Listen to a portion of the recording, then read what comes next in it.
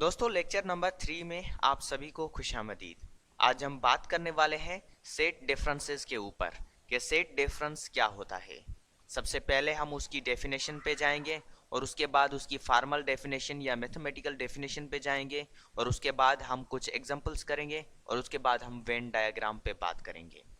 इससे पहले जो हमने लेक्चर्स किए हुए हैं उसमें हमने ऑपरेशंस परफॉर्म किए थे, जैसे सेट इंटरसेक्शन होता है और सेट यूनियन होता है, वो ऑपरेशंस परफॉर्म किए थे। और उसके बाद उससे पहले हमने एक लेक्चर में सेट्स की definition, equal sets, subsets, power sets, cardinality of sets, ये लेक्चर हमने किए हुए थे।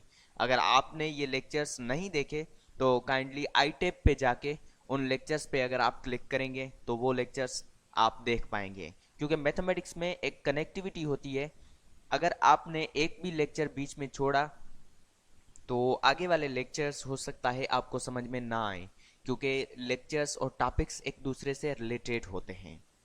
अगर आप किसी भी कॉम्पिटिटिव एग्जाम की तैयारी कर रहे हैं या आप कोई और सब्जेक्ट पढ़ रहे हैं, जैसे डिस्क्रीट मैथमेटिक्स, एब्स्ट्रैक्ट अलजेब्रा के जो भी सारे, जैसे ग्रुप थ्योरी है, रिंग थ्योरी है और गैलेस थ्योरी है, गैल्वा थ्योरी जिसे कहते हैं, और उसके बाद अगर आप कैलकुलस पढ़ रहे हैं, रियल एनालिसिस पढ़ रहे हैं, कॉम्प्लेक्स एनालिसिस पढ़ रहे हैं या न्यूमेरिकल एनालिसिस, तो ये जो है बेसिक टॉपिक्स हैं इन सारे के सारे सब्जेक्ट्स के लिए।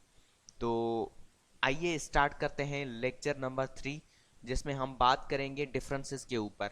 अब इस लेक्चर नंबर 3 जो है इसके 3 पार्ट्स होंगे, जिसमें पहले पार्ट में हम सेट डिफरेंसेस के बारे में बात करेंगे, दूसरे पार्ट में हम साइमेट्रिक डिफरेंस के बारे में बात करेंगे और पार्ट नंबर 3 में हम बात करेंगे कॉम्प्लीमेंट ऑफ टू सेट्स के बारे में। तो आइए स्टार्ट करते हैं सेट डिफरेंसेस के बारे में बात कर। सबसे पहले हम डेफिनेशन को पढ़ेंगे और समझने की कोशिश करेंगे कि ये जो डेफिनेशन है वो क्या कह रही है। The difference of set A and set B denoted by A difference B is the set that contains exactly all elements in A but not in B। अब ये डेफिनेशन कह रही है कि हमारे पास दो सेट्स हैं, सेट A और सेट B। इन दोनों का जो डिफरेंस होगा, डिफरेंस आप समझ रहे हैं, फर्क, तो वो होगा कि हम वो एलिमेंट्स उठाएंगे जो सेट ए में तो बिलोंग करते हो लेकिन सेट बी में ना हो। अब इसको थोड़ा सा सिंपल करते हैं इस डेफिनेशन को। फॉर एग्जाम्पल हमारे पास कोई भी एलिमेंट होता है, जैसे अलजेब्रा में, बेसिक अलजेब्रा में 4 माइनस 3, तो इसका आंसर क्या आता है, इज इक्वल टू 1।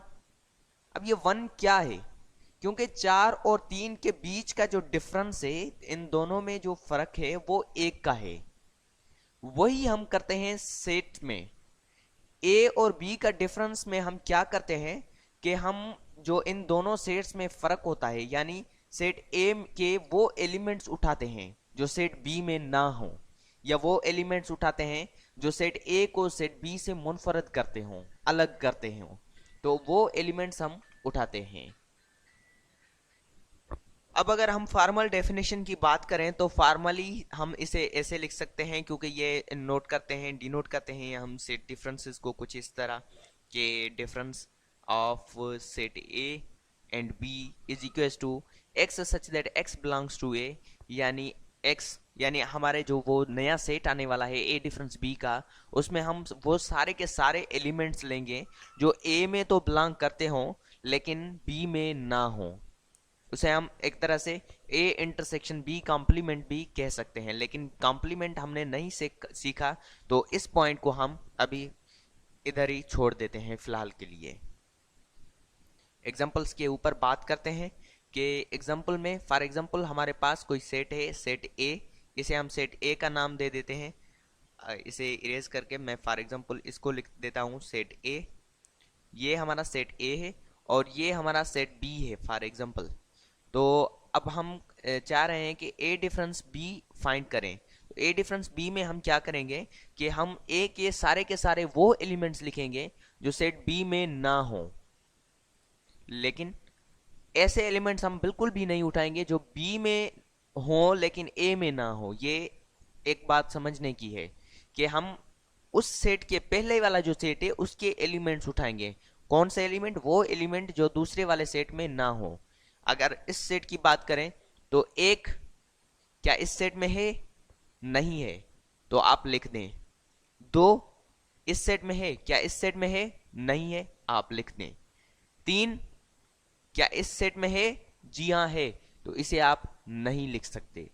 ये आपका फाइनल आंसर हो गया इस एग्जाम्पल का। तो ये है डिफरेंस।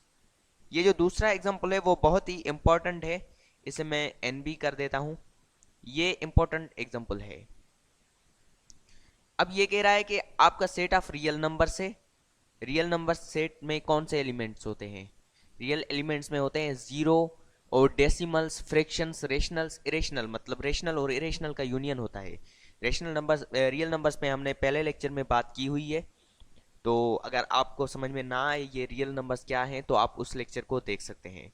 रियल नंबर्स में से अगर जीरो को निकाल दें तो कौन से एलिमेंट्स होंगे? तो जाहिर सी बात है पॉजिटिव वाली साइड वाले सारे के सारे नंबर्स होंगे, और 0.1, 0.01, 0.001, तो ये सारे के सारे एलिमेंट्स सिवाय जीरो के बाकी सारे के सारे एलिमेंट्स होंगे। तो अब इसमें कौन से एलिमेंट होंगे? x such that x belongs to r, यानी x जो है हमारे उस सेट के, जो नया सेट है उसके सारे के सारे एलिमेंट्स रियल नंबर्स से उठाएंगे, लेकिन जीरो ना हो, यानी जीरो के अलावा बाकी सारे के सारे जो रियल नंबर्स हैं वो हमारा इसका आंसर है। अगर रियल लाइन की बात करें तो ये हुआ जीरो एलिमेंट। अब इस एलिमेंट के अलावा बाकी की सारी रियल लाइन जो है हमारा आंसर होगा।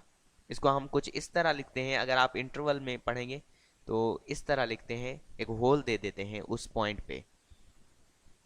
उसके बाद सेट ऑफ इंटीजर्स की बात करें तो z माइनस ये नंबर्स हैं।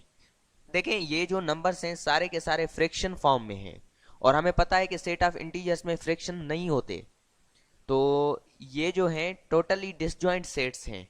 तो इसका जो आंसर होगा वो z ही होगा, क्योंकि डिसजॉइंट सेट्स का आंसर पहले वाला सेट होता है। और उसके बाद अगर वेन डायग्राम की बात करें तो वेन डायग्राम में आप क्लियरली देख सकते हैं कि ये है a माइनस बी, यानी a के हम वो एलिमेंट्स लिखेंगे जो b में कॉमन भी ना हो, यानी b में ना हो, वही एलिमेंट्स, उस जो वो जो पार्ट है हमने उसको टिक किया हुआ है। ये हमारा यूनिवर्सल सेट है। ये जो पहले वाली रिंग है ये हमारा सेट a है, ये दूसरे वाली रिंग सेट b है। हम बी के तो एलिमेंट नहीं उठाते, जैसे 4 5 को नहीं उठाया था, और वो एलिमेंट भी, यानी ये जो 4 5 है फॉर एग्जांपल, तो ये रीजन हो गई बी वाली, तो इसको तो हम नहीं उठाते। और कॉमन एलिमेंट्स जैसे 3 था दोनों सेट्स में वो भी नहीं उठाते, तो ये कॉमन एरिया है, इसको भी नहीं उठाना। बाकी जो बचा है वो रीजन हमारी होगी a माइनस बी।